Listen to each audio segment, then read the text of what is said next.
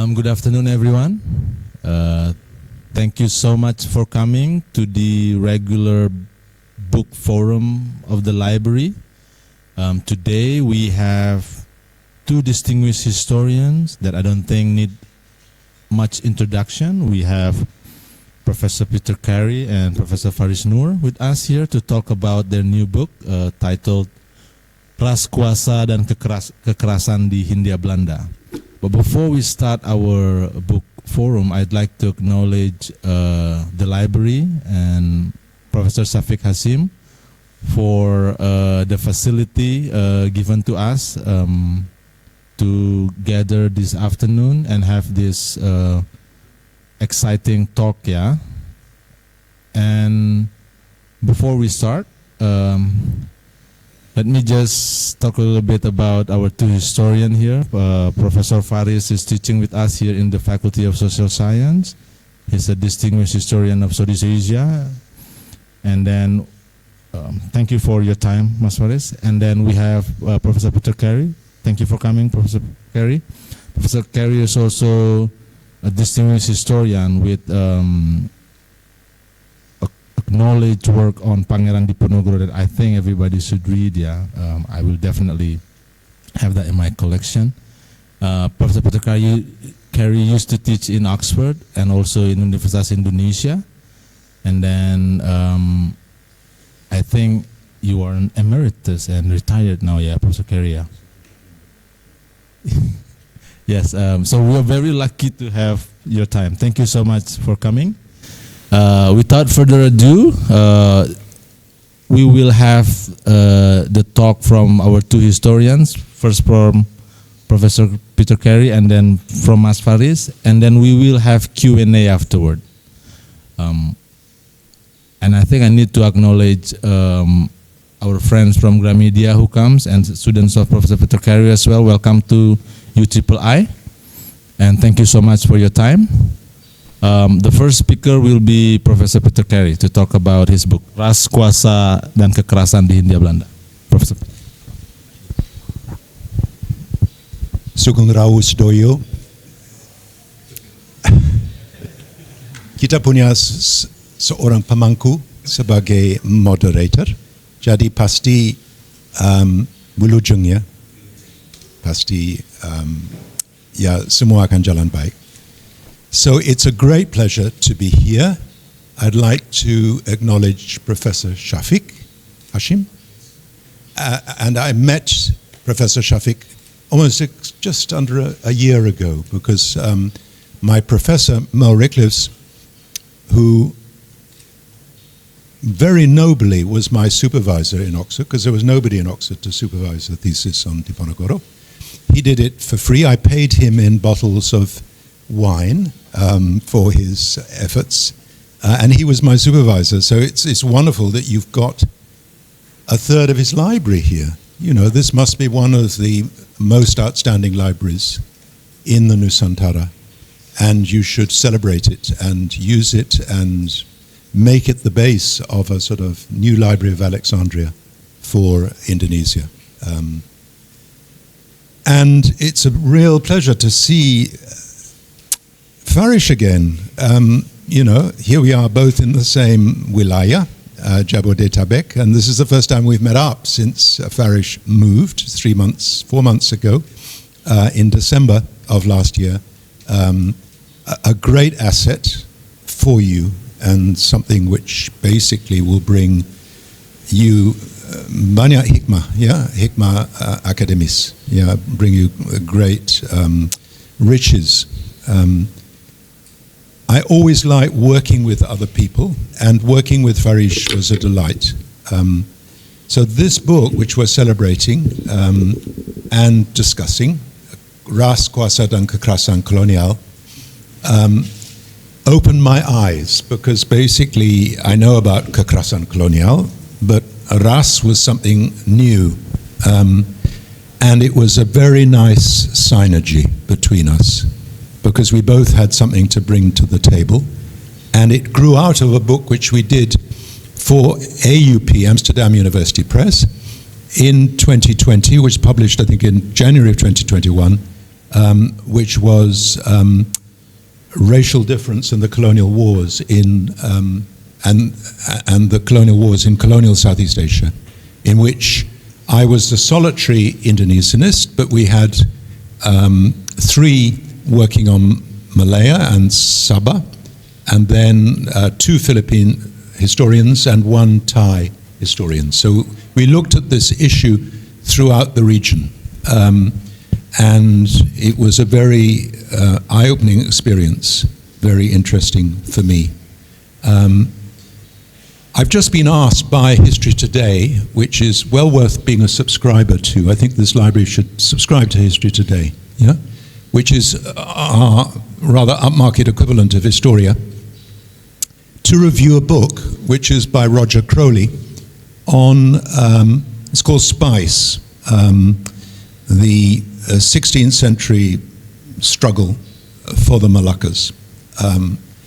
And it deals with the Iberians, Portuguese first and then the Spanish. And for me that was an eye-opener because 3 things struck me. You know, this is a bit like the moonshot for Europe.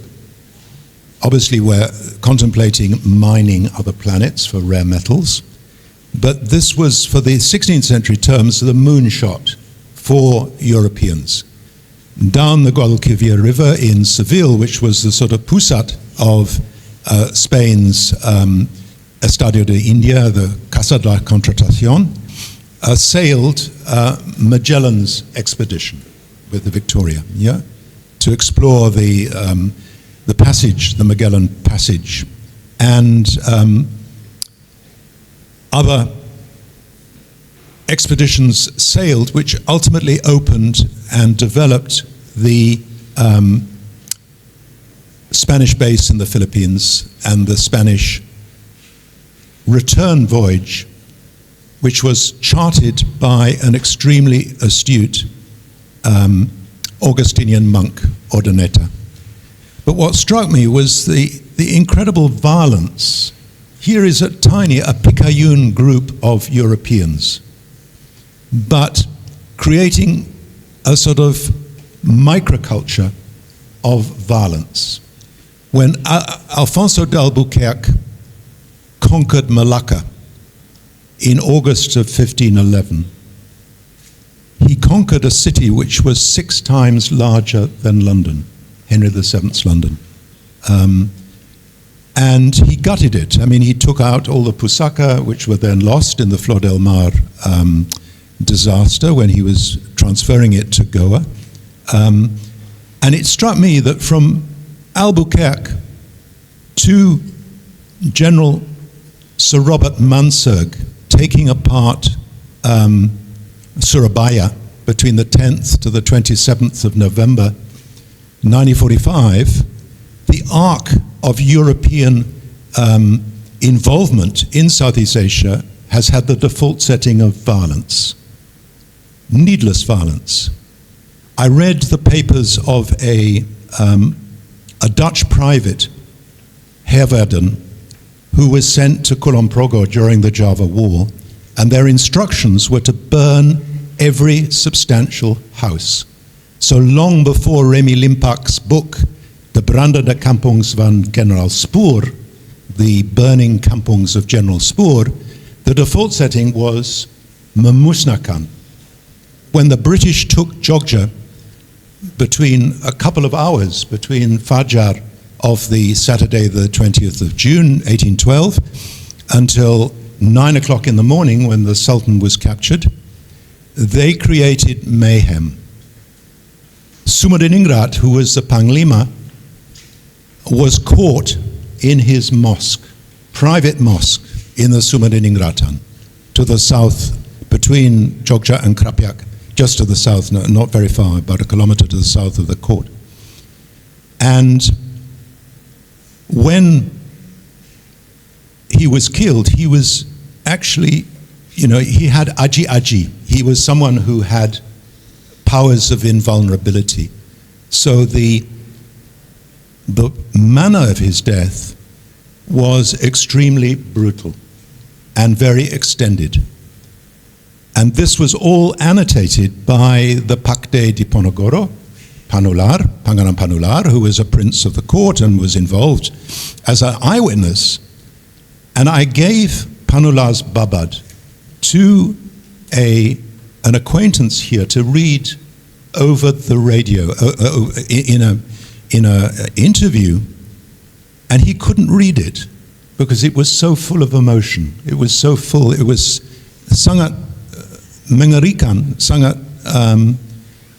menguras hati. Yeah.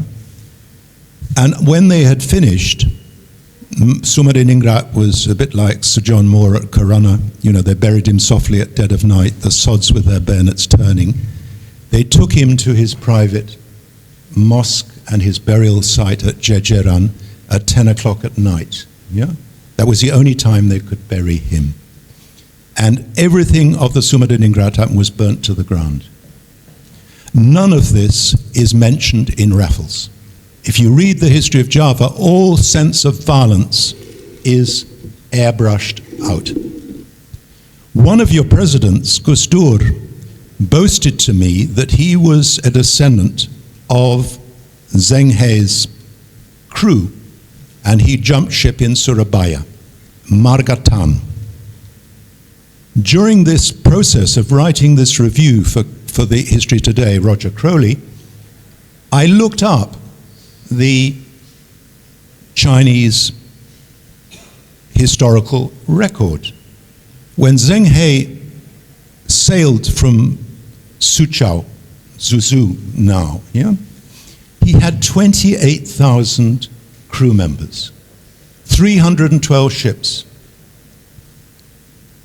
And they never suffered from scurvy because basically many of these ships were floating vegetable gardens. They had fresh vegetables. They never suffered from scurvy. And they'd also mastered the art of compartmentalization of these bulkheads of the junks. So if they hit a rock, they didn't sink immediately. Yeah? And the other interesting thing is they came with all these men. They had armaments. It was partly a tribute enforcement voyage. Went over 7 voyages. I mean, they went as far as East Africa. And there's a great description of these voyages by Ma Huan, who was a Chinese Muslim, fluent in Persian and Arabic. But there's no hint of violence in these voyages. They were there for diplomacy, and they were there for description, and they were there for scientific reasons. And they came and are remembered, Sampokong in Semarang, etc., etc. And it seems to me that there's nothing at all noble about what the Europeans did here. When Washington defeated Cornwallis at Yorktown, the last great battle, the last great disaster before Singapore, on the 15th of February 1942. Cornwallis gave up his saber to Washington, and they spent the evening having a dinner together. Yeah? There was honor, kesatriaan antara dua belah pihak. Yeah? None of that held here. Yeah? From beginning to end, this is a history, a very, for me, it's a history of ojo dume. Do you understand that? Yeah? Don't be arrogant. Yeah? And it continues today in the Middle East, in Gaza. The equivalent of Gaza is what happened over a couple of hours in Jogja with the court. And underpinning this was race. Yeah? Obviously, in the VOC time, the Dutch did not have the ability to be able to project power in a major way. And in fact, in the 1790s, the Dutch had to appeal to their Indonesian allies to actually protect Batavia against French attack. So in 1792, 1793, when the first coalition war started, they were faced with French commerce raiding and with French fleets in the Indian Ocean. And they could not defend Batavia themselves. They had to turn to the Hulptruppen, which were provided by the Javanese and Madurese, particularly from Sumenep, to defend, and also from the area of NTB, Makassar also. And that changed pretty radically by the early 19th century. Daendels came, not with great assets, military assets, but when the British came, landing at Chilinching on the 4th of August, 1811, they brought with them 12,000 troops, out of 250,000 troops, which they had under arms in India, a great barrack in the Eastern Sea. And they also had the hammer of the British Navy and the anvil of the sepoys. And they were able to project power which was completely unknown until that time. Yeah? So that the balance of power and the balance of relationship became one which was unequal. Yeah? The Java War can be summed up in 3 words. The problem of Palestine and Israel can be summed up in 3 words. I want respect. If Diponegoro had been respected, if the court had been respected, if the situation had been one in which they had treated, as the early VOC did, or the British East India Company did in the Eastern Ghats and in India in the early 17th century, they would not need to have been a Java War. Yeah? But the sense of meremekan, disrespect. I'm at the present time writing a small book on Rukmini, who is the sister of Kartini. Very remarkable person, Rukmini. She had such a great strength of will. But there was a sense that the relationship, even though she had this relationship of correspondence with the Abendanons, was one in which de haut en bas, the Dutch were doing a favor, and the Javanese were so many brown mouths. And her father, Sosraningrat, the Bupati of Japara, invited a rombongan of Dutch surveyors, sailors, who were surveying the Karimanjawa Islands, and brought them for a lunch to the Kabupaten in Japara. And at that time, Rukmini, Kardina, and Kartini spoke fluent Dutch. ELS, Europese Lagere School. They read everything of feminist literature in the 1890s. They were completely fluent, and yet not one of the awak kapal would address them in Dutch, because Dutch was too beautiful a language to be spoken by brown mouths, according to Kartini. Yeah?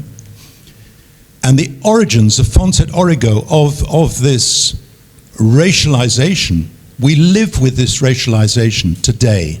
If you look at Diponegoro's household, his house guests, the Al-Ansari family, were from Jeddah, and they fought for him during the Java War. His private physician, Dukun, was a Bengali Muslim, Nungali. His favorite uncle, who was the Ali Siyasat during the Java War, was a Peranakan Chinese, because his mother, Mas Ayu Somersanewati, was from the North Coast and was the favorite Salir of Hamenkabwana II. And Diponegoro's favorite sparring partner in terms of negotiation was John Crawford, who had actually mastered, according to the Javanese, Panular, Kromo Ingil in 6 months. So he could actually speak Javanese, yeah, to Diponegoro and to his father, the third Sultan. And Javanese was the vehicular language. Yeah, this was the way you corresponded. Yeah, Certainly in the East India Company time, I bless my lucky stars that I was born and brought up in a household which spoke Javanese, and this is Van den Berg, yeah, J.G. Van den Berg, who's a resident of Jogja. So this sense of multivalence, this sense of kesetaraan, when Lasem was attacked during the Java War, Diponegoro noted in his Babad Diponegoro, Sampun Manjing Agami Sudoyo. Yeah? They already, Pranakan meant that you were a Chinese, mixed blood, but you'd already embraced Islam. Yeah? So if you look at the pre-colonial period, this is a mirage. This was created. This was enforced. Van Rockesons and his successor, who was the Deventer lawyer, put this into a sort of codicil that basically there were three groups. There was the Europeërs and gelijkgesteld, those who were legally on a par with Europeans. Under them were the Vreemde Oosterlingen. Note the Vreemde Oosterlingen. It wasn't the Vreemde Westerlingen, it was the Vreemde Oosterlingen. And these people had been here hundreds and hundreds of years before any European even put his head above the parapet here. Yeah? And then there were the inlanders, and the inlanders were the people who actually owned the land. I mean, they were the people who were the original inhabitants. And this was created, this was intentionally created, this was a mirage, and we live with this mirage today. The reason I admire Diponegoro is that he wasn't a graduate of UEE, he wasn't a graduate of Oxford or of Harvard, but he had an uncolonized mind. Yeah? He's saying, how suspicious you Europeans are about your doctors. Don't you know that every day we have men thrown overboard from this ship, the Pollux, which was taking him into exile in Manado? Yeah? The reason that for me he's so interesting is that he is not poisoned by this absurd. Why should, 200 years ago, before the USS Potomac started bombarding Kuala Batu over a pepper dispute, there was no hide or hair of the American military, certainly not a 7th Fleet in Southeast Asia. Yeah? 200 years hence, will the Americans still be around when Donald Trump gets elected for his second term in November? Unlikely. Yeah? But the Chinese, the Indians will still be around. And at the time when Diponegoro was born in 1785, they controlled 55% of world GDP. Yeah? So basically what we've lived through in the past 200 years is an aberration. The fact that you all flock to America, you go to Australia, you go to the UK and to Europe, this is a mirage. You have in your own culture great riches which have been disepelekan. Before we came in, you talked to me about the Warisan Pamangku, and you have here what treasures we carry in these earthen vessels. Yeah? So you have here great treasures which have been completely, intentionally, and resolutely written off the map. If possible, you should go away and die. Sampun.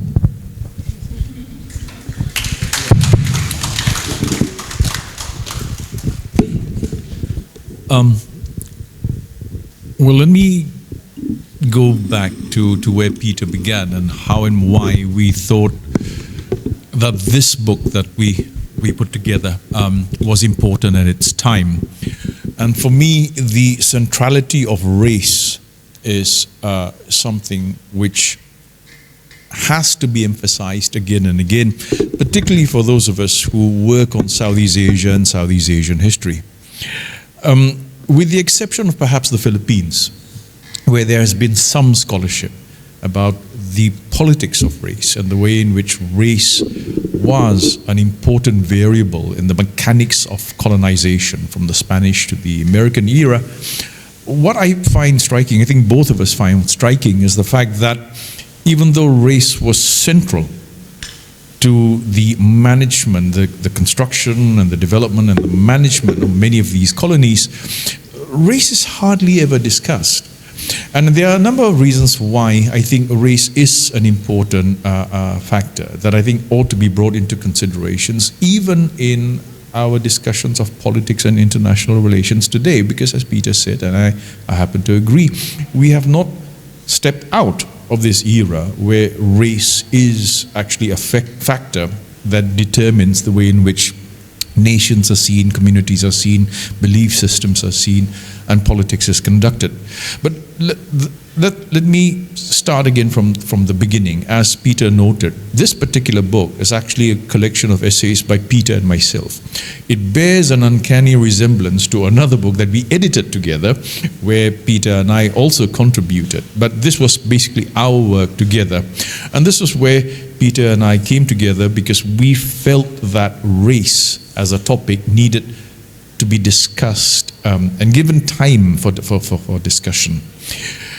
The fact that we live in a world that's very much configured by race, I think, is something that impacts on all of us today. Peter mentioned earlier, it's been years since we met, and that's partly because of what happened to COVID and things like that, and we were not allowed to come. But one of the reasons why I was not able to come here, and you were not able to come to Singapore, was of course because of the uneven availability of vaccines all over the world. And you cannot, I mean, even when we look at the COVID crisis, right? I mean, race was a factor which determined which nations, which countries had immediate access or easy access to vaccines and treatments, and other parts of the world that were basically left to fend for themselves and rot and die, right?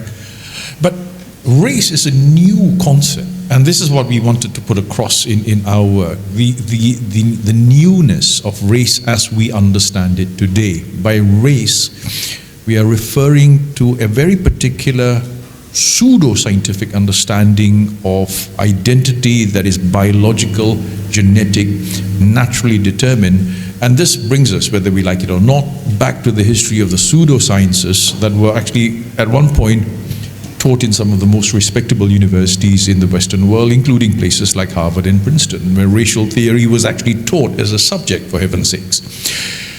And when you take that into account, the newness of race and how race was brought to the colonies, we have to again remember the origins of the concept and how and why it was particularly important in certain countries. It was important in North America, for example, because scientific racism, which was couched on a number of theories, one of which was the theory of polygenesis, the idea that the human species is not one species, but actually several different species. Polygenesis was, of course, an idea that was warmly embraced and welcomed in some parts of America where they happened to have a slave economy going on. And of course, once you have a scientific basis to racial discrimination, then it's not discrimination anymore. It is actually part and parcel of social governance and social engineering. These concepts then found a ready audience, and they had developed on both sides of the Atlantic, coming from people like Galton, for instance, and would inform the way in which colonies were run. Now, why is race important for us today? Because, well, for me at least, I still maintain that we have never been able to step completely out of the shadow of the colonial past. I mean, we live in a world that has been shaped by colonization. Just look at your map of Southeast Asia, and that's a colonial map. The map of Africa is a colonial map. The map of South America is a colonial map. These are borders that were drawn at the height of empire and which have been internalized and perpetuated by post-colonial governments the world over. But apart from the physical terrestrial geography that we are talking about, the social geography that we are left with, the way in which so many post-colonial countries have not only internalized the idea of racial difference, but continue to reproduce it in everything from government policies on education and healthcare and housing, all the way to tourism and tourist ads, and the way in which we continue to represent ourselves to ourselves and to the outside world, inevitably falls back upon an earlier understanding of who and what we are, which are couched in terms of racial biology. Now, the fact that the word on the book cover is ras already tells you something, tells you about how alien this concept is. There is no word for race in any Southeast Asian language. It's ras in Malay, it's ras in Indonesian, and in many other Southeast Asian languages, there is also this adaptation of what is basically an alien concept. Now, having said this, I'm not an advocate for cultural authenticity or whatever. I'm not suggesting that, but I'm just saying that if we were to investigate the word itself, it betrays its newness. And it also betrays its origins. So we learn a lot about the word by simply looking at the word. And we learn a lot more when we look at the word, at how the concept of race is being reproduced today and used still today in a very unreflective and uncritical manner. So, partly because I think Peter, probably like me, enjoys upsetting people by writing critical history. I think we had a lot of fun doing this book and putting it together. But I think we wanted to make a point not only to a general reading public, but also to fellow historians and fellow academics in Southeast Asia. And the reason why I think historians in particular have an important role to play in these debates is because, of course, I'm biased here, I am a historian. I do believe that history has a lot to add to any discussions that we may have in other disciplines, including politics, international relations, and the social sciences as a whole. The tendency that we have until today to teach, for instance, area studies or international relations with the assumption that nations and states are pre-given entities that are fully constituted, ready-made, if you like, a sort of Indomie version of instant states. They're already fully present. Any historian will jump in at that point and tell you that no, all states are constructed. They are constructed through processes. There's human agency involved, there's human contestation involved, and also the contestation over key ideas that have become the foundational concepts that underlie these states. And in our part of the world, in Southeast Asia, whether we like it or not, whether we want to acknowledge it or not, race has become part and parcel of our political discussion and our political culture. Yet so few Southeast Asian historians have come in to point out the newness of this concept, its alien origins, if you like, and the fact that from the outset, race has been a political concept. It was used for political purposes, in particular to divide communities that were already complex, and not only to draw divisions between different quote-unquote races, but also to reify differences and to clump entire groups together into these large generic categories. You see this in the colonial census in India, you see this in the colonial census in British Malaya and the Strait settlements, where a diversity of communities will suddenly get lumped together under one race A, B, or C, and that of course is very expedient, particularly if you're an advocate of racialized colonial capitalism, because that's a very good way to get the natives working. So why is this important today? Why is this important today? What do we get out of this? What do we get out of this academic effort, and what do we get out of a critical approach to these ideas? Why should we question these categories? I think, as I said earlier, we never really break off from the past. This tendency that many people have to think of history in episodic terms, as if history can be divided neatly into chunks, pre-colonial, colonial, post-colonial. This is a fiction, of course. This is not true, because history actually bleeds from one era to another. They overlap, they crisscross, and sometimes they even revert back and forth. But we who live in what we call post-colonial Southeast Asia always have seem to have this tendency to think of the colonial era as something behind us. And yet, as I said, we live in a region that's still very much shaped and marked and defined by the legacy of colonialism, and colonialism permeates everything that we do.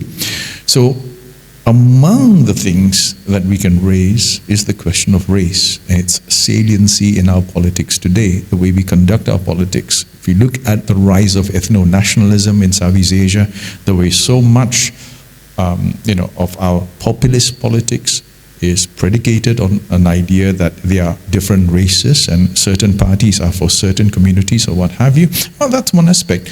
But this applies to practically everything else, which we take for granted and we've normalized in the way we understand our world. Look at our understanding of development. This is something that Peter and I have also written about. When we read John Anderson, and John Anderson's idea that even though he was not a racist, he was actually very different from his counterparts like Crawford and Raffles. Anderson believed that there was this miraculous thing called free trade, and free trade would bring about development.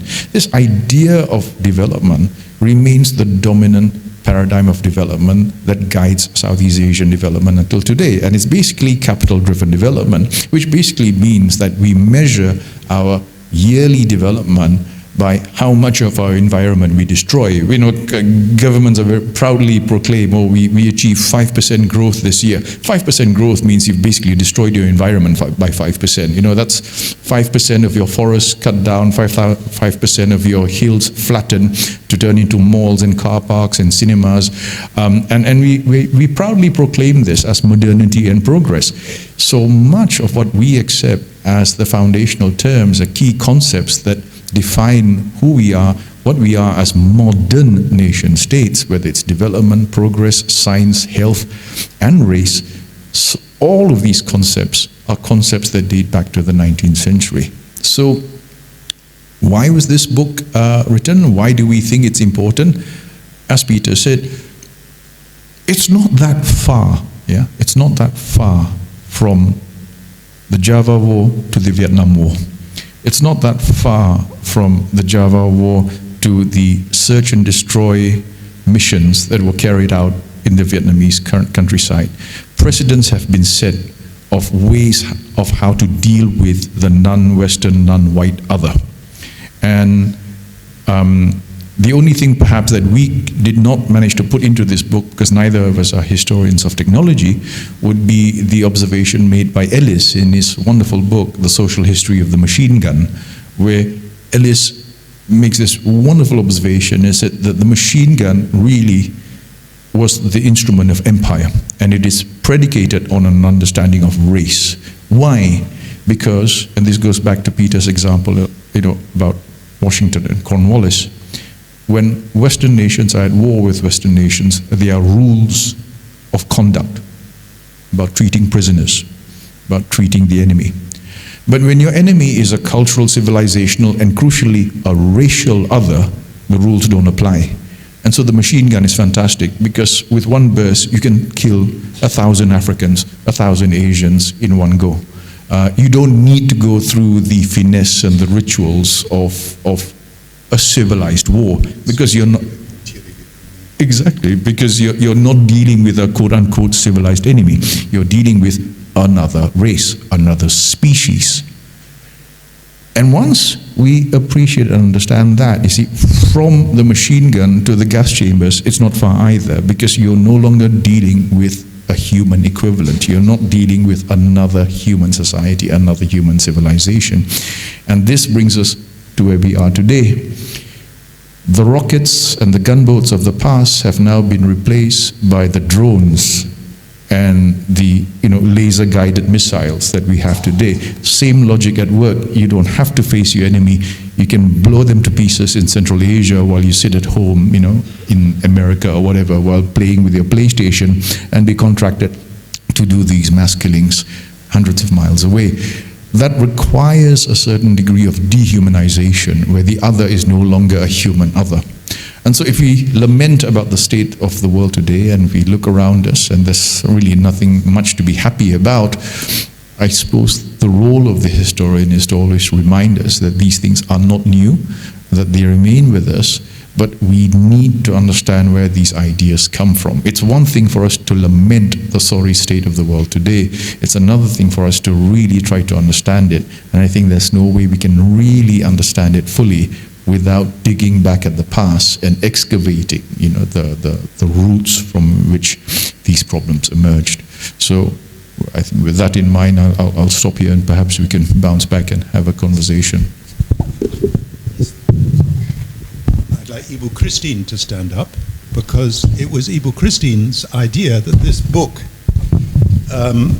should come about. So KPG, Jempol.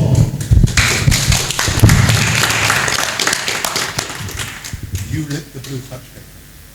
If it hadn't been for you, that book wouldn't have come about. Terima kasih.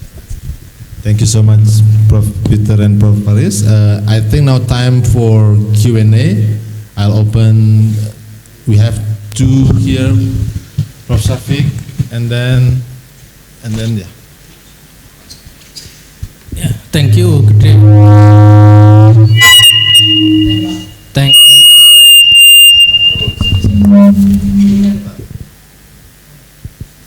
Hello.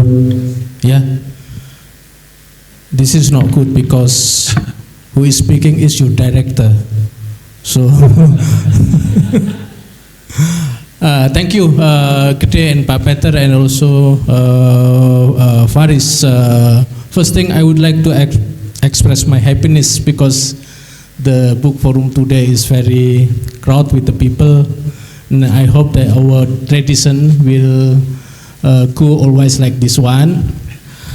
And the second one, because in here we met with Pak Peter Carey, and Pak Peter now is very famous today in the discussion about Habaib. About Habaib. Habaib is the descendant of the Prophet Muhammad. Now is being debated a lot in the public sphere, in the YouTube channels and etc. And one of the name which is mentioned is Pangeran Diponegoro. Now they are contesting about the race of Pangeran Diponegoro, whether he is Javanese or he is the descendant of Hadromi Habaib. I do not know whether it is related to this discussion, but I think it is related because we are discussing a lot about the race as mentioned by Faris Noor today. And I would like about the colonial governments at the time. Did they promote the politics of rights, especially related to the particular race of the Habaib at the time? And also we would like to know who is Pangeran Diponegoro actually? Yeah, because now they are contesting about the identity of the Pangeran Diponegoro. The Habaib group say that Pangeran Diponegoro is descendant of the Prophet Muhammad, and the others say that he is really Javanese. And they also said that actually Pangeran Diponegoro is not only one person, one figure. It is 12 person, like the history of Nabi Adam. Many people say Adam is not single man, yeah, not single person. Adam is many and various. And now discussion about Pangeran Diponegoro, as they depicted that Pangeran Diponegoro, his identity is still contested among them, and they say that he is not single figure, but many. Thank you.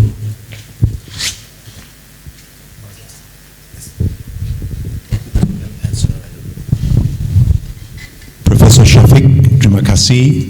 Thank you for your question. Yang positif menurut saya dengan Hababization dari sejarah adalah bahwa mereka punya panca indera ke-6, ke-7, ke-8, dan mereka bisa secara gaib tahu di mana Diponegoro dimakamkan. Dan menurut mereka, dia sudah dimakamkan di Jawa. Jadi Pak Prabowo jangan repot-repot membawa jenazah jasad dari Makassar kembali ke Imogiri atau Jimatan sebab sampun, ya. Dia sudah di sini dan dia akan di Sampun Manjing, ya. Jadi ini menurut saya satu yang positif. Yang negatif adalah bahwa sebenarnya kalau seumpamanya ada ulama, oh sorry. So I'm going to repeat that. I thanked Professor Shafiq very much for bringing this up. This is something that I'm not anti-Arab, Yemen, Hadramaut. Sebenarnya, in fact, Habib Lutfi's great-grandfather was the Mufti, yeah? Uthman bin Yahya. So he comes from a very distinguished family.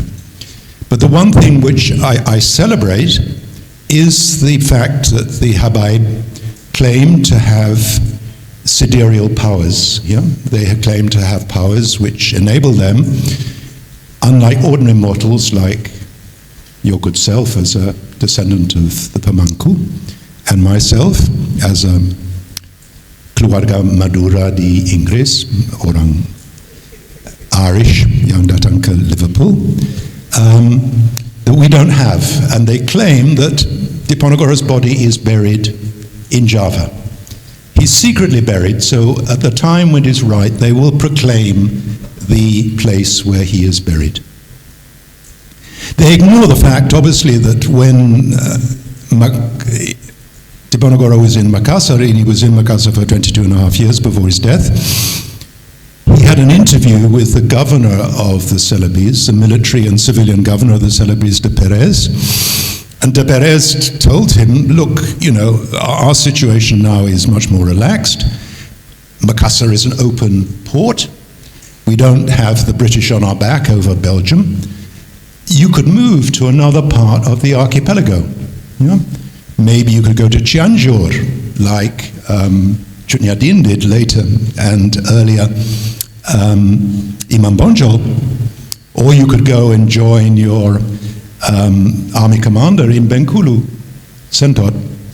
And Diponegoro's reply was, tidak, jangan. Yeah? Makassar sudah menjadi kampung halaman saya. Makassar has become my home. Yeah? I don't want my children to grow up as Makassarese or as Buginese, and that's why I wrote the Babat Diponegoro, so they would know about their Javanese heritage. And we use this in the schooling of my children, 7. But one of my children, Radama Sarkumo, has predeceased me. He died at the age of 14 in 1849, born in 1834. And this is where I want my grave. I want to be buried by my son, who predeceased me. And I'm not like your current president in the business of setting up dynasties. So my Chris, Kanjeng Kiai Bondo Yudo, is to be buried with my body. Because none of my sons, grandsons, great-grandsons have the spiritual oza to be able to carry this Dharma forward. It dies with me. Yeah? Mutlak. Sudah bisa dibaca. You can read this in the Dutch annotations. You can read it in the Babat Diponegoro. You can read it from his family, still living in Makassar. So if the Habaib are right, Sukur, Alhamdulillah, we don't have to bring his body home. Because it's already home. Yeah? You can save a lot of money, billions of dollars, from moving angin. It's here. Yeah? Thank you, Prof. Peter. Mas Shafiq. I think we have a question there. I think the lady was there as well. Before you ask your question, would you be so kind and introduce yourself?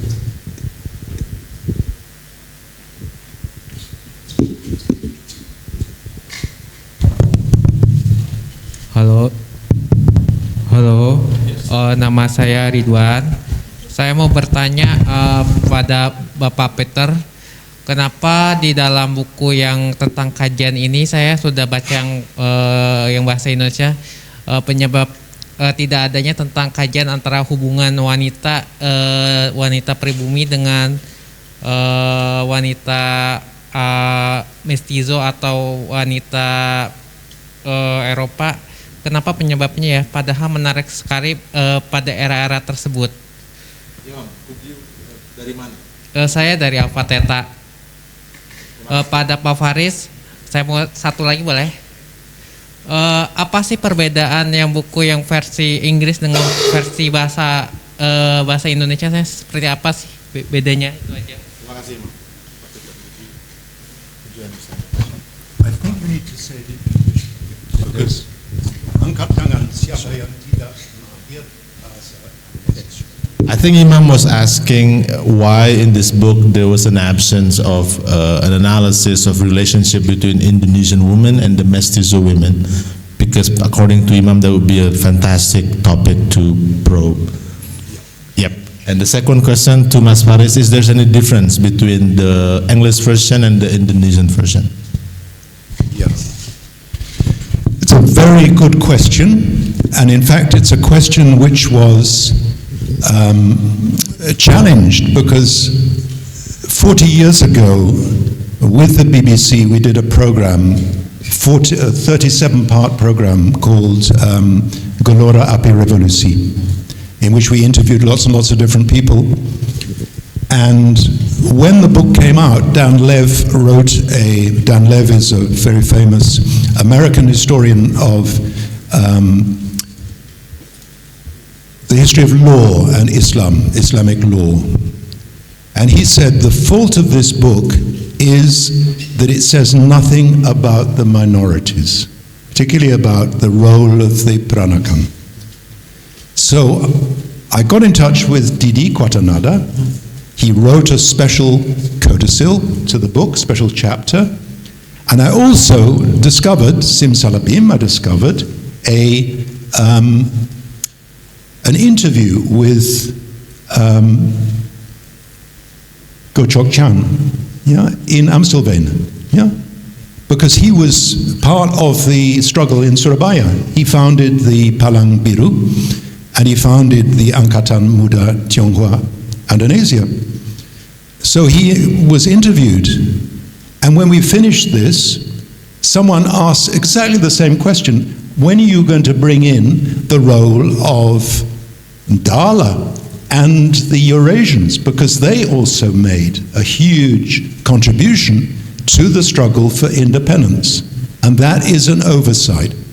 Well, I have to put my hand on my heart and say, well, we can't include everybody, but this is a valid point, the history of the Eurasians here should be written in letters of light and shouldn't be basically put into a cul-de-sac because they were part of the Minahasan Hultruppen, or they were part of the Ambanese, or they were part of the sort of fifth column. It's a much more complex picture.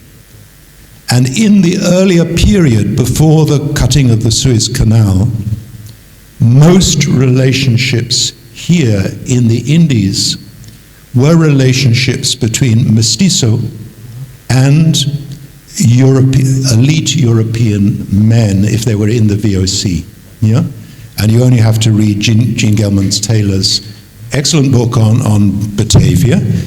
And these mestizos, they were partly, some were maybe Balinese as well as Portuguese, some were Orang Betawi, heiresses. They brought money, and they created a mestizo population. And if it had not been for the French Revolution, not been for the Napoleonic Wars, what would have happened here in the Indies was what happened in Latin America. You would have had a Creole revolt. The early leaders would have been Creoles. They would have been partly Eurasians, partly Europeans. The children of the great families of the Van Brams and the Van Riemsdijks. The current Istana belonged to the Van Bram family. Bukan, di sini, di Batavia, di Jakarta. He was the Penaklukan of Riau.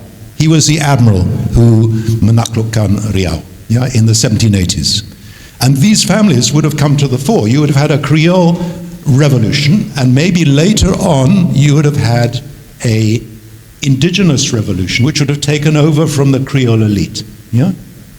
And this is the reality. I mean, I come from a family which for 400 years basically claimed completely illegitimate rights over the lands of Ireland because they happened to be Protestant settlers. Yeah?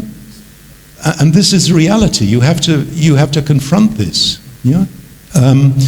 But I think this is a really important point, and I really thank you for bringing it up. As far as Eurasian women and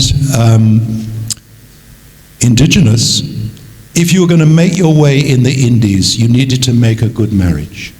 And in the 18th and 17th century, you made a good marriage not by bringing out a European bride, but by marrying into the rich, well-established, well-acculturated mestizo community, which spoke Javanese, or they spoke Malay, or Sundanese, like the K.F. Holler family, and were deeply embedded. This was the way you could anchor yourself, instead of being flotsam and jetsam on the surface.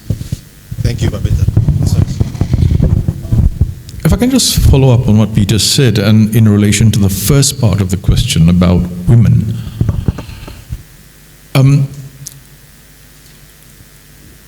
The nature of this particular work is that it's simply a small collection of essays that Peter and I had already written, and they touched on the issue of race in particular.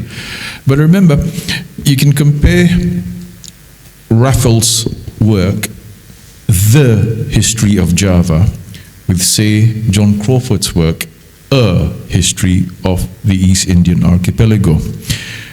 The danger with Raffles' work lies in the word "the" at the beginning, where the work then pretends to be or claims to be an authoritative, comprehensive, all-encompassing work.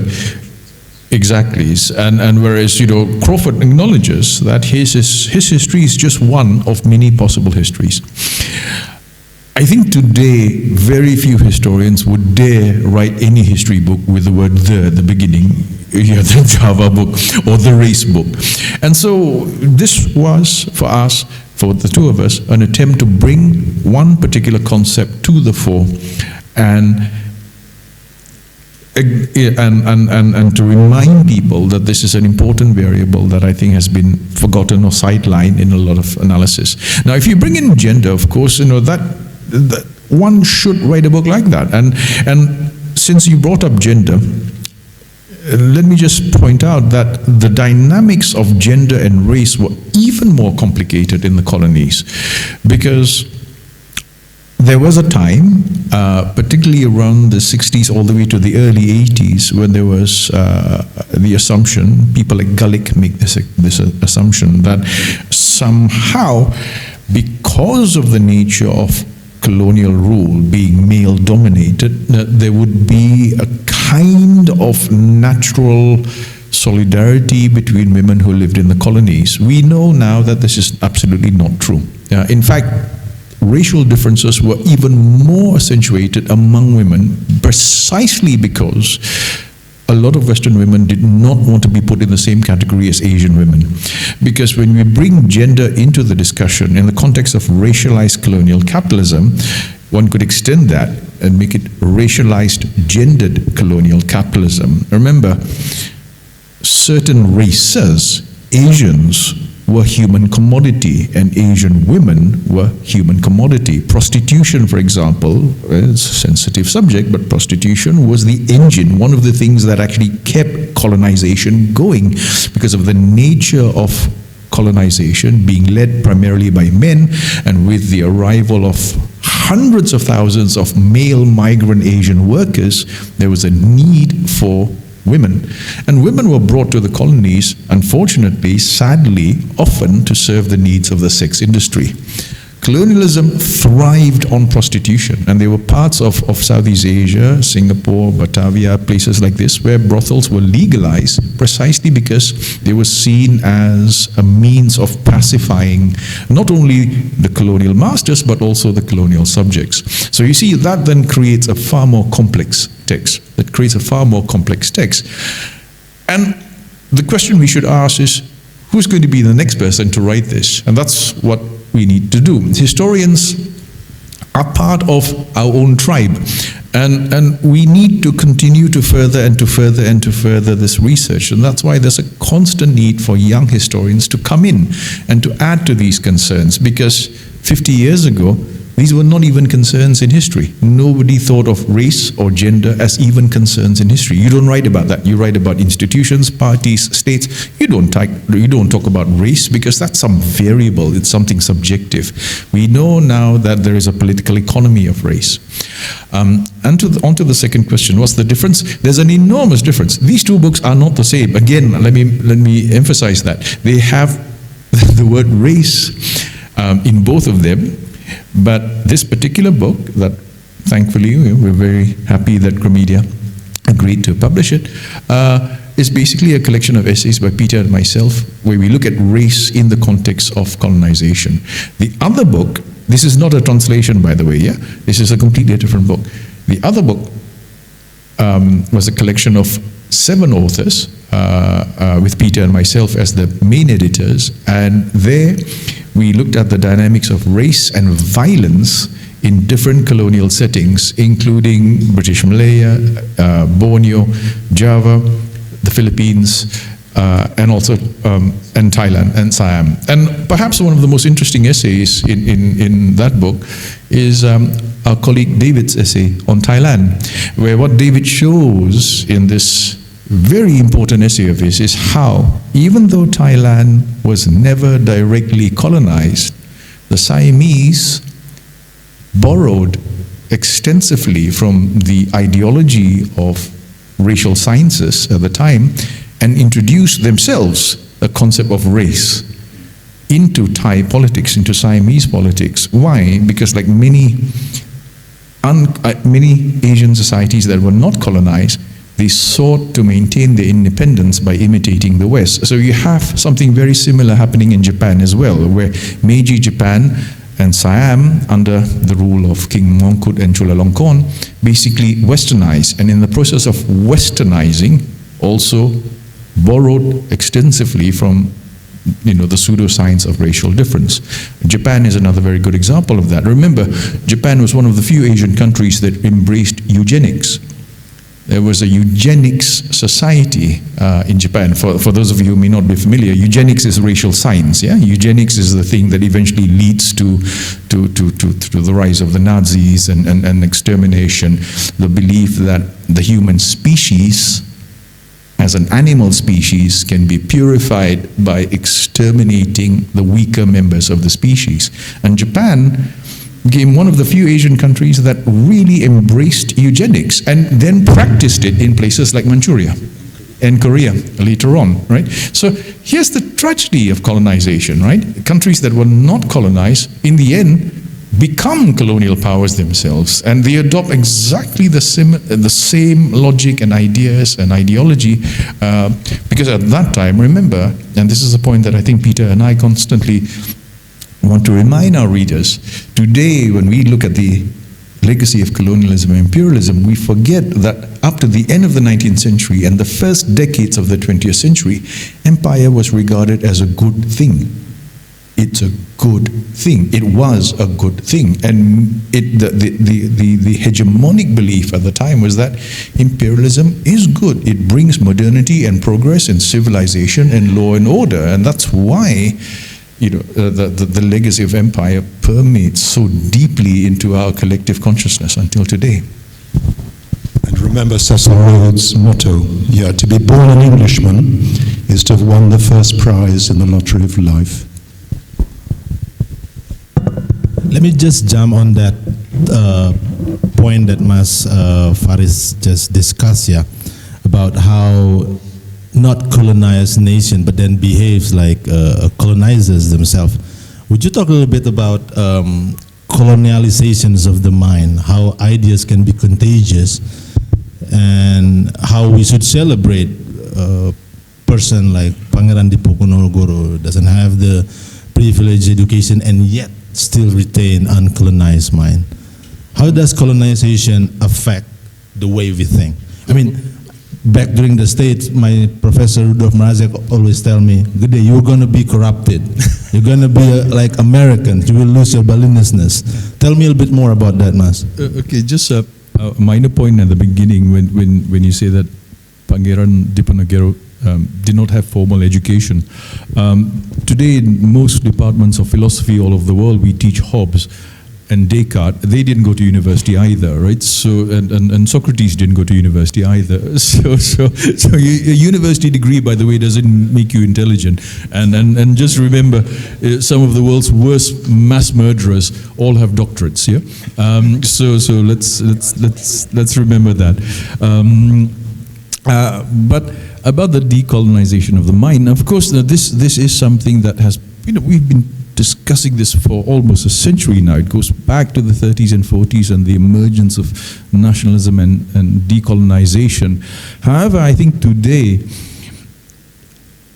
what concerns me, what worries me about this debate is that often when we have discussions about decolonization and mental liberation, it is sometimes accompanied by other discourses, particularly of cultural authenticity, of nativism, and we have to be blunt here. The historian's job is not to gloss over history and to paint a rosy picture. Like I said, I'm not supportive of any episodic history, like there was a nice past and there was a horrible colonial period and now we go back to the nice past. We know that's not true. One of the things that we need to understand, and I always emphasize this, especially in my classes, there's a question, it's a mundane question, it's not, it's not rocket science, but the question is, how did a few thousand Englishmen colonize the whole of India? And now, unless Englishmen are 50 feet tall and breathe fire and have laser beams coming out of their eyes, they're perfectly human like everyone else. So the answer is simple. The British managed to hold on to power in India by co-opting Indians, right?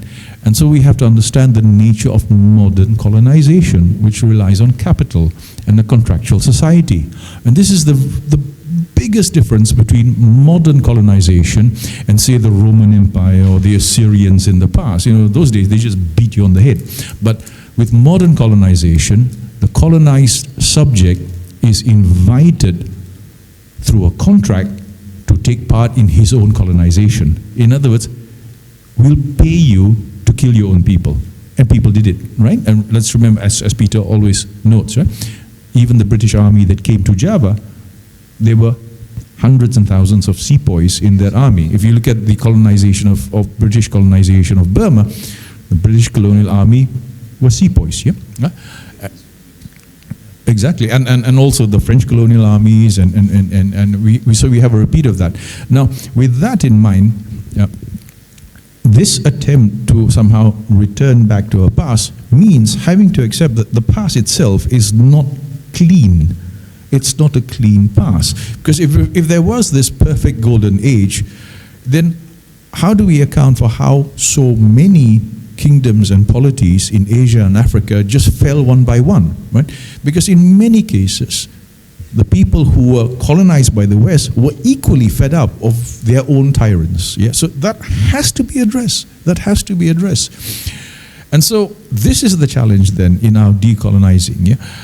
Decolonization doesn't simply mean like throwing every book in any Western language out of the window.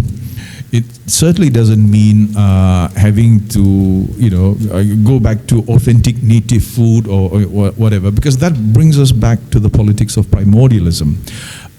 Edward Said, in an interview, was once asked a very interesting question. He's a professor, he was a professor of literature, and he wrote extensively about Western literature and Western music. So the interviewer asked Edward Said, you're a Palestinian activist, you've written about the demonization of Islam and Muslims. You've written about the rights of Arabs. But how come all your books are about, Schubert and Beethoven and all that? And Edward Said gave a fantastic answer, I thought. And he said, just because I'm Arab doesn't mean I have to like Arabic music. And that's an important point we need to realize, because again, if that is what authenticity means, then we fall back into the trap, you see. It's not that easy to escape the trap of racial categorization. So then what would an authentic Southeast Asian be? Well, an authentic Southeast Asian, on these terms, would be someone who, I know, dresses in a sarong all the time, eats satay every day, but that, I think, is just as debilitating, just as dangerous as a mindless rejection of anything Western just because it's Western. Right? And we've seen things like that. We've seen people who say, okay, we stop driving cars, from now on we walk, which actually, by the way, is healthier. But this outright rejection of anything Western is as stupid as an outright acceptance of everything Asian just because it's Asian. Just because it's Asian. So, again, where does the historian come into all this? The reason why I admire Peter's work is that it's so complex. Yeah, it resists precisely this attempt to put someone like Diponegoro in a neat box. Yeah, and I think this is what we need to do as historians today, because the world is complex, and a complex world requires a complex history. That's the role of historians, to complexify things, because we are not inventing that complexity, we're trying to reflect that complexity. And that's why considerations of race and gender and class, all these things need to come into the discussion as well. I'm very thankful for the fact that as far as contemporary histories or contemporary historical writing is being done today, historians, especially young historians, are writing in a very different way compared to our predecessors in the 40s and 50s, for whom history is just elites, elites and battles and stuff like that. We now have, everything from material history to the history of culture, pop history, even the history of language, history of ideas, and I think that's where we need to go. So in answer to your question, how do we, can we liberate? I think we can, but it's not a one step. It's not like, you take the aspirin and then the headache goes away. It is a conscious, sustained attempt to constantly interrogate all the time. And that's why I think the challenge that historians face is when we try to convince people that you can't simply interrogate a date or a name once. You have to revisit it again and again and again. I mean, whatever that Peter or myself write in 30 years' time will be redundant, because there will be other data, other historians, and that's good. That's good. So to go back to the earlier question, anyone attempting to write the history of anything will kill the subject. If I were to write a book and call it The History of Indonesia, I've killed Indonesia. Because what I've done is I've frozen Indonesia. Yeah? And I've put Indonesia into a box. I hope nobody ever does that. Raffles tried to do it. Thank God he's dead. But I hope that no modern historian will ever try to write something like that, because it can't be done. And any attempt to do so, I think, is actually ideologically and politically dangerous. Very futile. Futile, but also dangerous. Really dangerous, because you're trying to close the story. You're trying to put a full stop. Yeah, history is a narrative that doesn't have a full stop. If you put a full stop, you've closed it. That's it. There's nothing else to add, nothing else to say. And that would be dangerous. That's how you kill the subject of your analysis. Thank you, Mas Faris. I think we have a few more questions from the audience.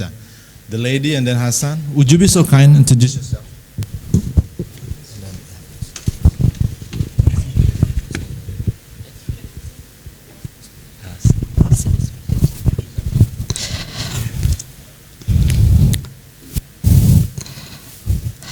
Thank you very much.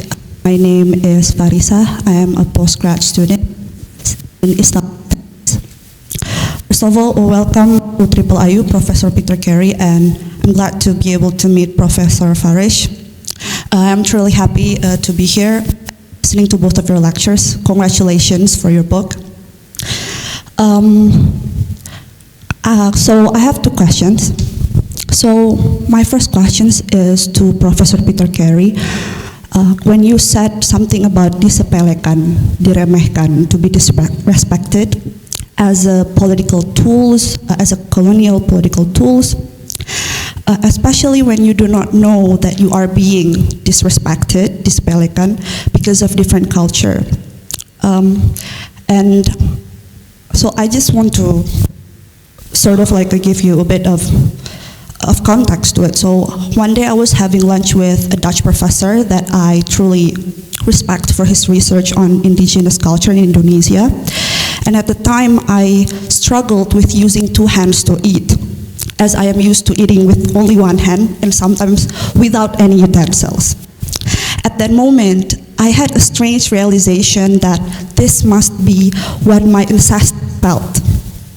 The struggle to be seen as a human, as a civilized race in front of a Dutch colonials. So, on that context, to what extent is this menyepelekan or being disrespected is used as a colonial tool where penjajahan, occupation in this manner, I imagined to be an absurd, senseless occupation. I don't know if you have heard of the term geocolonizer. It's a meme. It's a meme very famous before. It's basically about the Dutch coming as a guest and being welcomed by the locals, and then they throw the homeowners out of the place. So they were welcome, but they go away. So what do you think? Could you repeat the last part, please? Oh, okay, the last part? Okay. So, to what extent is this menyepelekan being used as a colonial political tools at the start, where the Dutch were welcomed as a guest, and then they throw out the homeowners, and the homeowners themselves doesn't know that they're being disrespected because it's a different culture. It's like when I cannot use two hands to eat because it's not my culture, but to them, if you cannot use two hands to eat, then you're not civilized. And I'm struggling to be civilized in front of this. So to what extent this kind of, I would say, framework is being used in the past? So that's my first question. And the second, this is actually something that comes from my research. So I'm looking at the suluk, this is also a question for Professor Farisnur. So I'm looking at the suluk in the 19th century, and at the time, the VOC was bankrupt in 1799, and then the Dutch East Indies take over. Many scholars have pointed out that this time of transformation is a theological transition between Indic and Islam. But I am more interested in to what extent the colonial power are influencing the kingdoms. And then they kind of like meddle in the narrations within the kingdom and how they sort of present in Javanese Islam and stuff like that. So yeah, I'm interested in, so both questions, concerns about being respected as a political colonial tools. I hope that's clear, thankfully. Thank you, Miss. Hopefully, yeah. Okay, thank you. Peter. Yeah. Thank you very much. This is on? Yeah. Thank you very much. I'll answer the first part of the question about the Remekan, yeah? Because obviously in the period which I researched, which was basically from the mid-18th to the mid-19th century, a pretty massive change came over European relations with non-European populations. And if you put it in microcosm, you know, Diponegoro was born into the old order in Java. Yeah? How many Dutch were east of the Cape of Good Hope? Maybe 7,000 at the most. Yeah? They were here on sufferance if they didn't have hulptroepen, if they didn't speak Javanese, didn't speak Bugis, and you can read François Valentin's Oud en Nieuw in Oost-India, yeah? His praise for the Buginese troops, watching them march past, singing their martial songs. The Javanese were known as a martial race. You didn't muck around with the Javanese. You'd fought 4 succession wars, 80 years war between 1670 through to the Gyanti Wars, yeah? And that was then, by the time you get to the Kartini and Rukmini, you know, they are the gentlest people in the world, yeah? These are colonial tropes. These, you know, you can't be 7,000 Dutchmen in Java, ruling Java, if you have in your mind that this is an empowered Ganas, Garang people, yeah? Because otherwise you're not going to last. So you have to tell lies to yourself. That's why on Herba Groot de Paddy, yeah? Unknown, unheard, the rice grows, yeah?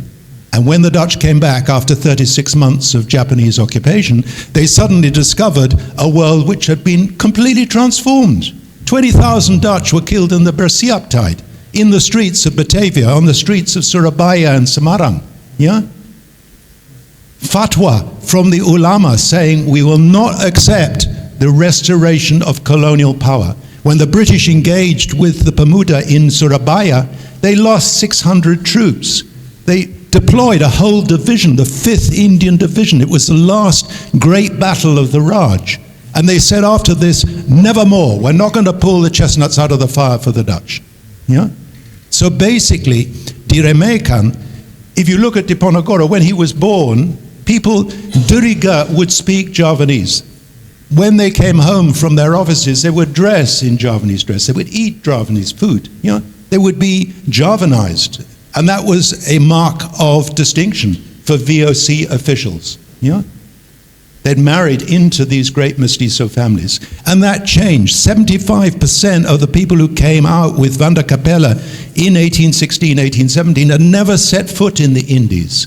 The only idea they had in their head was to make as much profit as possible and go home with their nests nicely feathered and never have to think about the Indies ever again. They'd made no commitment to the Indies. They came here. They were like post-Civil War America carpetbaggers. Yeah? New set of officials. And some of them were just dihabiskan. I mean, the person who was the Paswal of Diponegoro, a German, you know, he couldn't read the runes. He was also deeply dishonest. I mean, he basically stole 20,000 guilders of famine aid in Bencoolen, and he was just wiped out by the populations in the hinterland behind Bengkulu. And after that happened, the Dutch suddenly woke up and said, we can't have this happening all over. We can't have our officials being wiped out. We're only 7,000 of us here. We can't maintain ourselves. And that's why they founded the Delft school, the Rijksdeling, for whatever it was, for Inlandse Ambtenaren, yeah? Which later moved to Leiden. They needed to train these people. That's why they translated the Baba Diponegoro, because they said, look, if you've got the Baba Diponegoro in Dutch, and our native officials who are Magang read this, they're going to have a privileged insight into the mind of Orang Sale Jawa. Yeah? Yeah? So this issue of Meremekan was a very big issue for Diponegoro. If you've given me respect, a bit like Stresemann in the 1920s, if you give me one concession at Versailles, I could have won this younger German generation for peace. Yeah? And it was the same here. They were complete buffoons. They were people who were arrogant, ignorant, stupid. And they behaved with cringing embarrassment, which is not the case. If you have to live by your wits as a VOC official, you do not behave like that. So to connect to the question, that was not a conscious colonial strategy, but outside, more like foolishness. it was ignorance. I mean, they couldn't find anybody in The Hague to actually write Inilah Satu Rupiah when they started printing money for the Indies. There was no expertise on the Indies. And they had then to reinvent themselves in the mid-19th century by creating Leiden and Utrecht and Delft as places where people could be trained, because you're dealing with a very complex society. And if you muck up, you're going to be wiped out. Because of the costly Jaffa War, yes. Yeah, and also the Aceh War. They're the two tombstones at the beginning and end of the 19th century.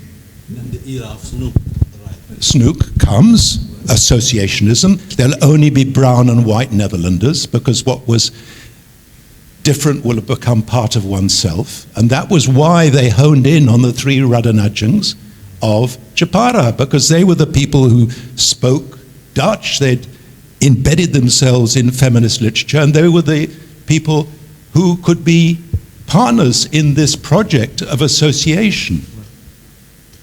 And if they'd done that properly, end of story. But they didn't do it properly, because basically, as Faris says, I mean, all the top echelons of the economy were in the hands of the Dutch. They sucked out 11 trillion rupiah. You should go to The Hague, a very poor country. Why do they have all these wonderful cities like Utrecht and Delft and Leiden? Because they didn't have money to rebuild those cities in the early 19th century. They were bankrupt. The French came and they repudiated the national debt. And they took 11 trillion, and they didn't give you a cent for education or health. They give us scholarships. Yeah.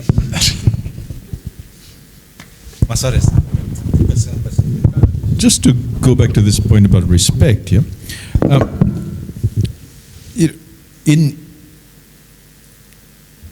In England, Indonesia or parts of Indonesia pop up in the collective imaginary in very interesting ways. So when you talk about respect, if we were to revisit some of the earliest Western European writings about Southeast Asia, and this includes present-day Indonesia, it was generally with a tone of enormous respect and admiration and even envy at the beginning.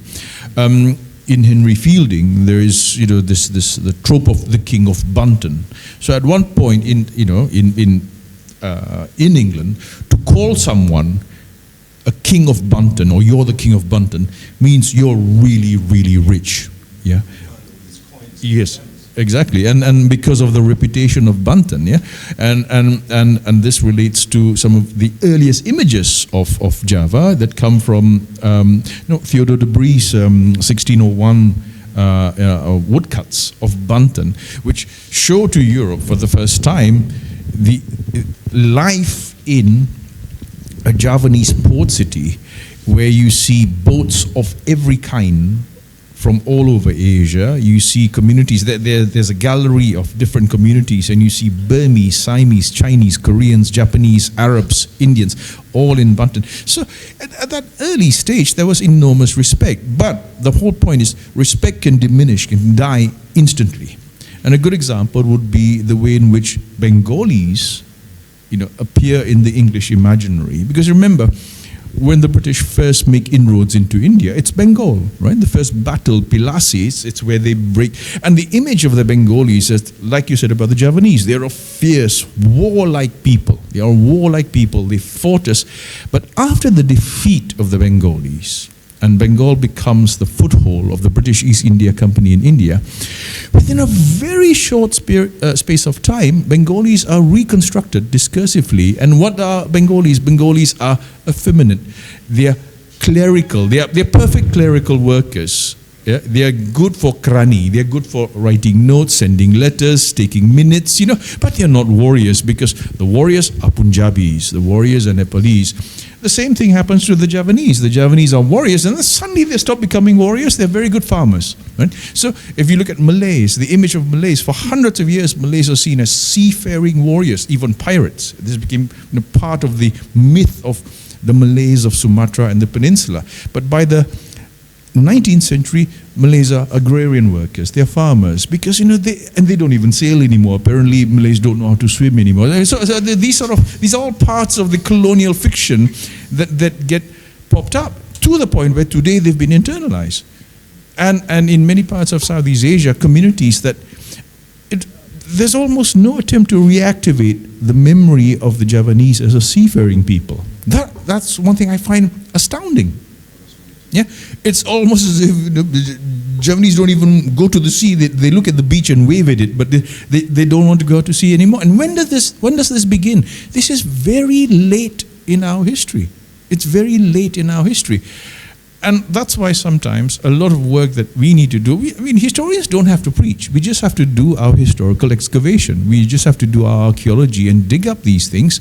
And then it's up to these societies to react to them. Okay, how do we digest this? When you have the counterfactuals, and that's our job, to actually look for these counterfactuals. But the counterfactuals are there. So whether it's in Fielding or even all the way back to Shakespeare, you have these images. In Moby Dick, in Moby Dick, the great American classic, there's Southeast Asians all over in the Moby Dick. They're all on the Pequod, and they're adventurers, and yes, and in Joseph Conrad as well, right? Yeah, but in time, we see a deliberate and systematic change in the way in which these people are depicted and understood, and there is where you see the mechanics of how colonial tropes become regimented and hegemonized because they're repeated again and again and again. And by the time we get to the 20th century, then you've got Bob Hope making movies set in Southeast Asia, and it's all about coconuts and bananas and palm trees and exotic women in grass skirts, and that's it. We've been reduced to that, Bridge over the River Kwai, and that sort of stuff. Thank you, Mas Faris. Hassan, and then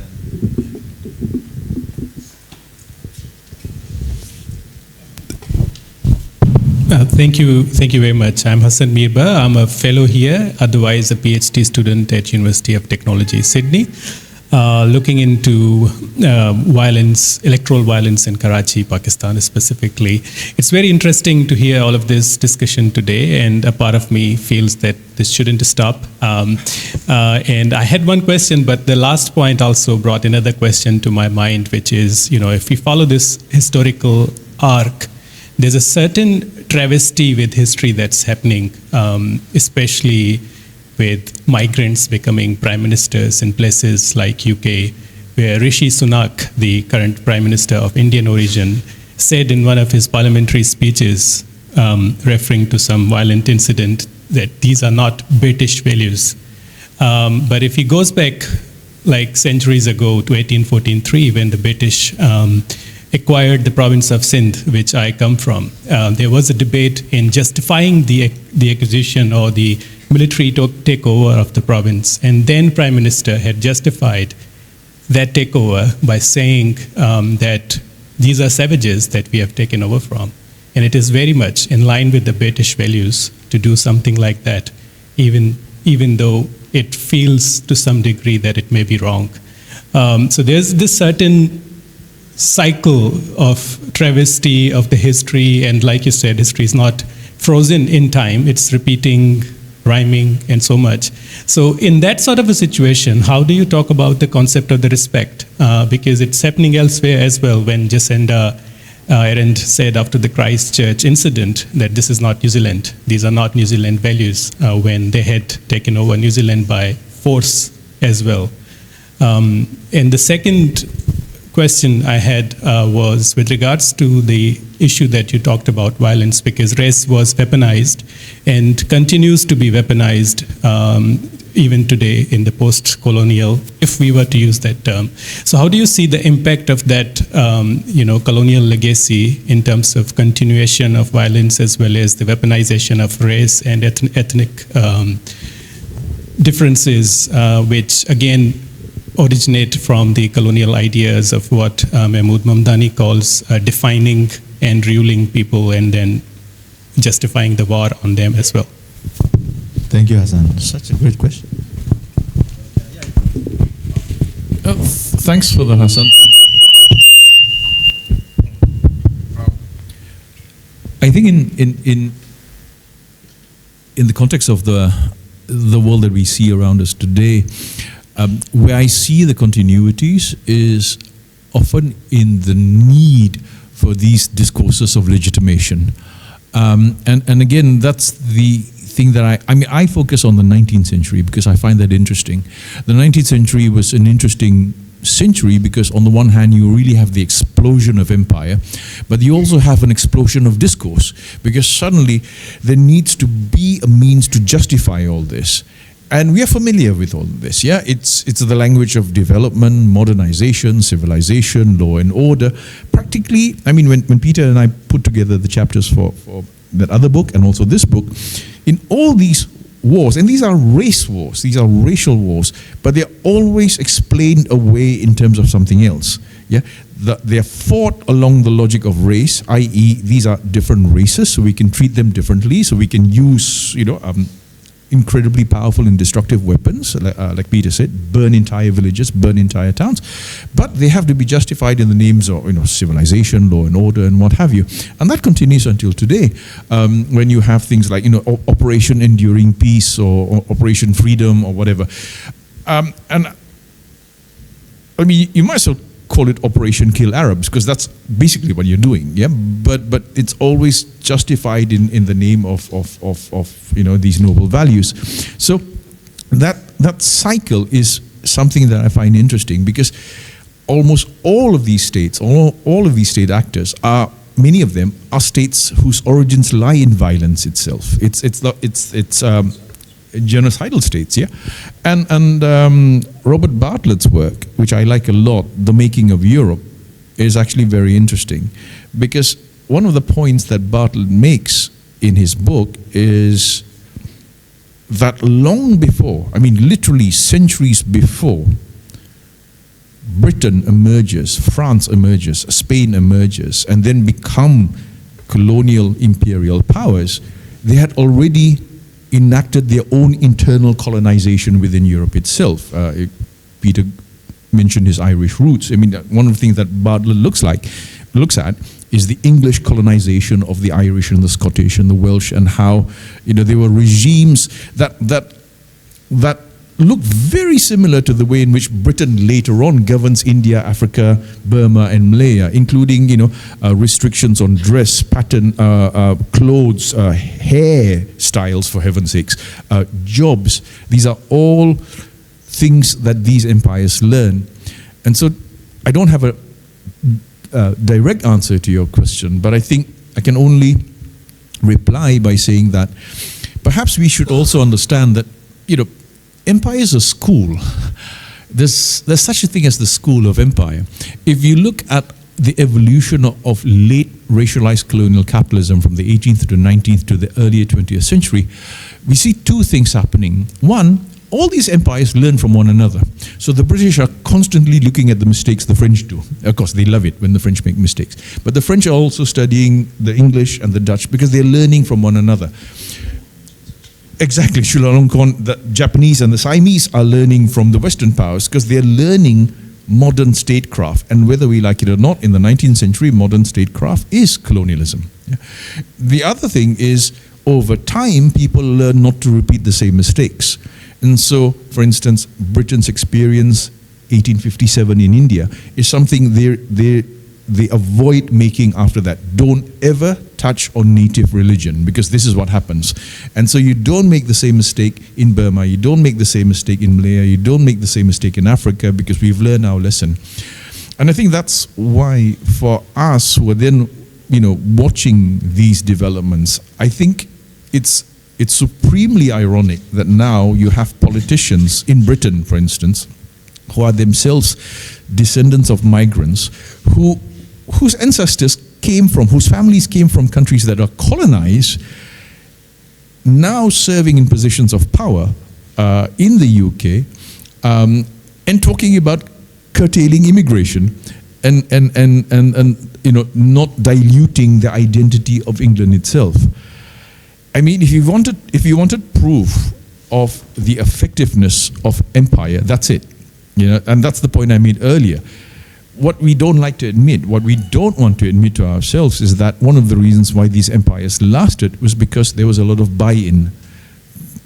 You cannot talk about imperialism by just focusing on conquest. We have to talk about collaboration as well. And this is why, to go back to Gde's point, about authenticity, today, a lot of post-colonial third world intellectuals want to talk about authenticity, but it's often couched in terms of the language of purity but without going through that very nasty detour where we also have to talk about internalization of that colonial mindset and the collaboration that took place. So I think there's no easy way to answer this question. Yeah, Fanon's point, black skins, white masks, right? But and of course, and I'm really sorry for saying this. I truly apologize because I don't want to sound politically incorrect, but I have to say that when former colonial powers, that built these massive violent empires now have as their heads of state people whose migrant backgrounds tie them to the colonies, and these politicians play an active part in the diminishing of the history of empire or even the erasure of the history of empire, I think that's a terrible, terrible insult to all those people who suffered, who paid the price for it, But that also shows you how, colonial capitalism can co-opt, and its amazing ability to co-opt, and that's why it was so pervasive. That's why it's so powerful, because rather than kill your enemy, you can hire your enemy, and that is an aspect of colonial rule that I think really needs more study. So many works on colonization and colonial history focus on wars.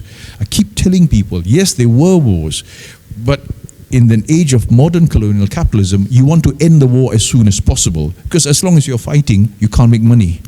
And the prerogative of colonial capitalism is end the wars quickly, hence the horrible weapons of mass destruction, the machine gun, the rocket, because as soon as we defeat them, we can co-opt them and we'll all be making money, and this will deliver us to the happy paradise of, our new colonial profit-making colony. And that was Raffles' dream for Java, to turn Java into a profit-making colony. The word profit, by the way, pops up again and again throughout the history of Java. The objective is not to civilize Java, it's to turn Java into a profitable market. And that's the thing that's driving it. If you look at the state of the world economy today, whether it's IT or AI or all these new tech industries that are emerging, we have very similar vocabularies at work. Thank you. Dutch in 1949, basically telling the Dutch to get out. The subtext of that is that we want to make money out of Indonesia. And the people, Paul Rijken, who's head of the Royal Dutch Shell, basically says, I may be Dutch, but basically we're not going to make any money until these people see sense. Thank you, Babitan. Due to time consideration, I think the last question should be reserved to the gentleman up front. Would you be so kind and introduce yourself?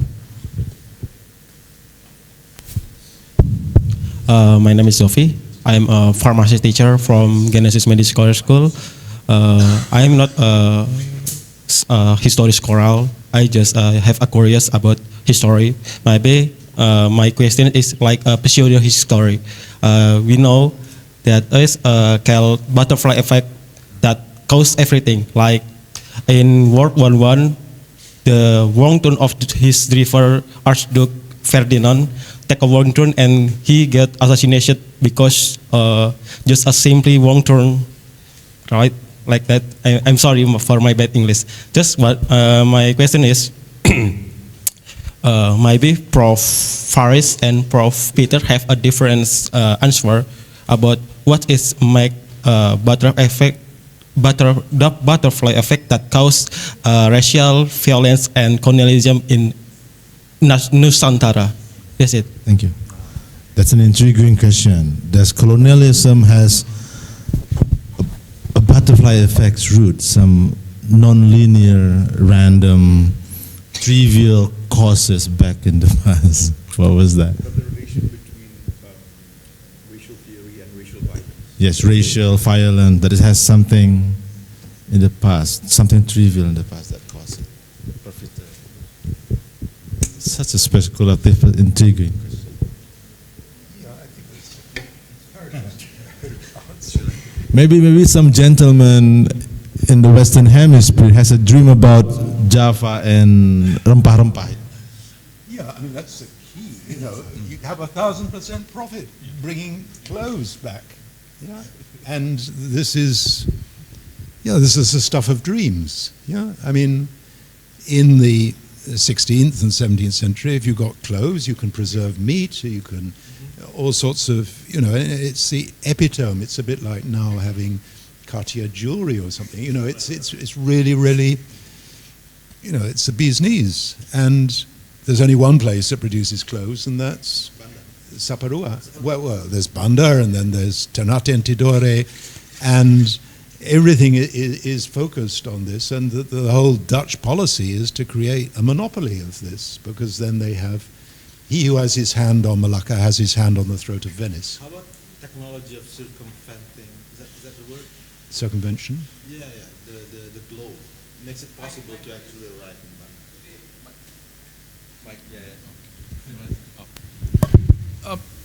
Let me try to talk about the butterfly effect then, you know, the unintended consequences, right?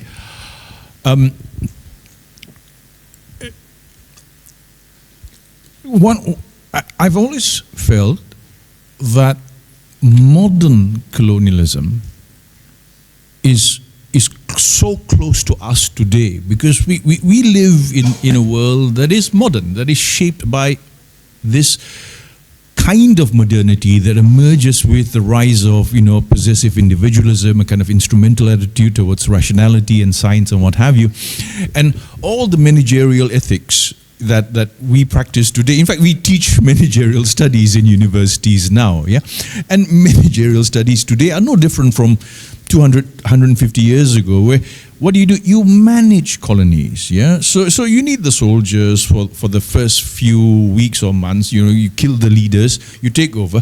But after that, empires are run by bureaucrats. They're run by civil servants. You know? So the pen is mightier than the sword. The pen is more dangerous than the sword.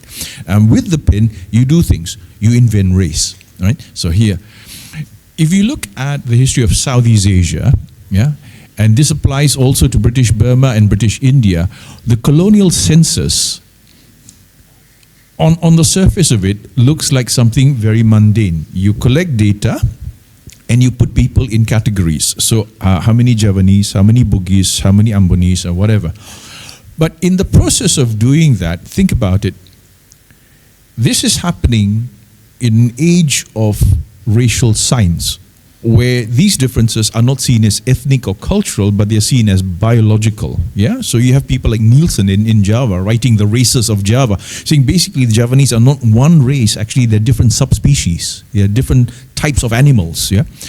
Now, once you have this idea implanted, it's like the movie Inception, it becomes this butterfly effect. It stays in and it lingers, and then it manifests, and it turns itself into, it mutates over time. Now, the butterfly effect is that the rise of anti-colonial nationalism also uses these concepts. And so when we look at the rise of nationalism in Southeast Asia, the tragedy of it is that in so many cases, anti-colonialism is couched on the language of ethno-nationalism or racial nationalism. So this land is ours, and we want you back out. But that already draws a connection between a race and a place, which actually fits into the logic of, you know, compartmentalizing logic of colonialism, because that's what colonial multiculturalism is all about. Each race having its place. Yeah, so you're farmers, you stay here. You're warriors, you stay there. And when we look at post-colonial societies, unfortunately, that has seeped into the praxis of politics in so many countries as well. We saw this across Asia and Africa. So I think in terms of the butterfly effect, that could be an example of that, right? Why were these racial categories introduced in the first place? It's to make colonial management easier. Yeah, and colonial management is no different from learning how to be a manager at IKEA or any shop. You know, it's a modern science. It's a modern science. It's a science of governing society by breaking it up into little blocks like Lego, and then you fix it together. It's a kind of engineering attitude to society where you're literally doing social engineering. But for you to do that, you have to simplify. So when you look at the racial census in places like Malaya, Burma, India, this is what we see. All this complexity is then reduced over time, where all these complexities, that all these communities, you come under one group. You're all Chinese. All of you, you're all Indians. So then Indians emerge as a race. And this is absurd because there's no Indian race, right? But because when you look at the evolution of the British colonial census in Malaya and in Burma, the early census would have Tamils, Punjabis, Sindhis, Marathas, or what have you. But over time, every 10 years, the categories get simplified and simplified and simplified until in the end you have one race and it's called Indian. Yeah. And this is entirely an invention. But as a result of that, here's your butterfly effect. Later on, when these societies rise up against colonial rule, often their nationalism is couched on precisely these concepts that were invented by empire. So you see, it's not so easy for us to escape. And here's the funny thing about these colonial constructions of race, because early on, the first question from Shafiq is an interesting one about whether Diponegoro is an Arab, or Hadrami. Now, Hadramis became a race. This is the weird thing. Hadramis became a race. If you look at some colonial census, Hindus were a race. Since when are Hindus a race? It's a religion. But then Hindus become racialized in biological terms. And so when we read these, you invent Hindustani, you invent a Hindu race, you see. So and we forget that much of the work, the administrative managerial work that went into colony building was also imagination.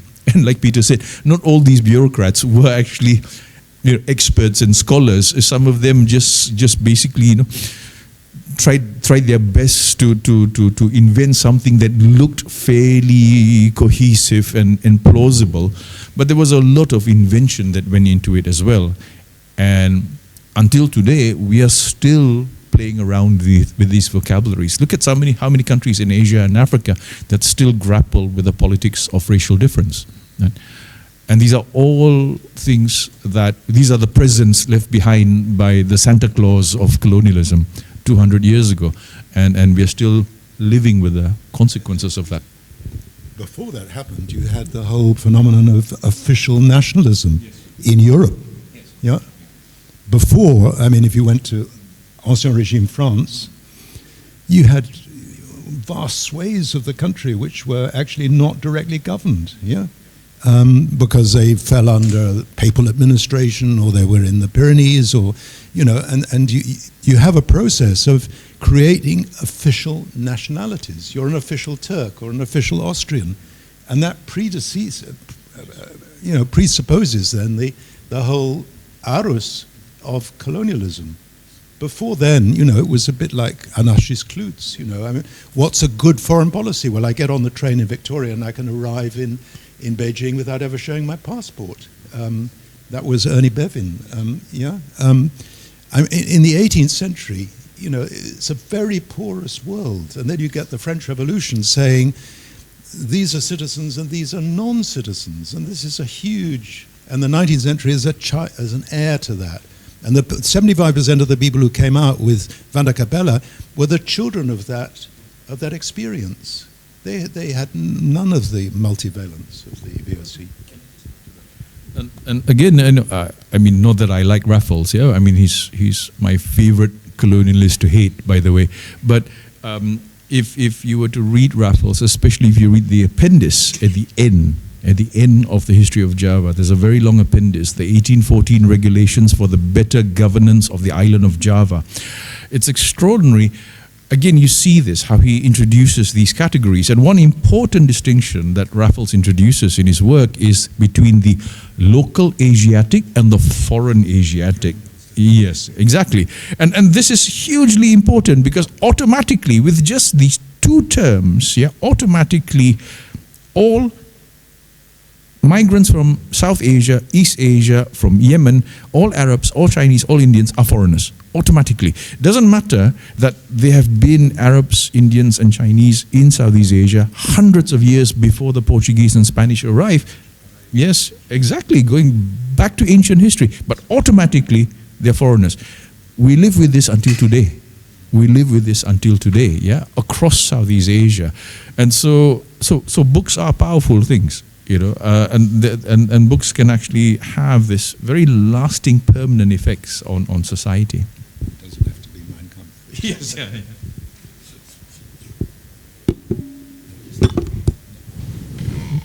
Okay.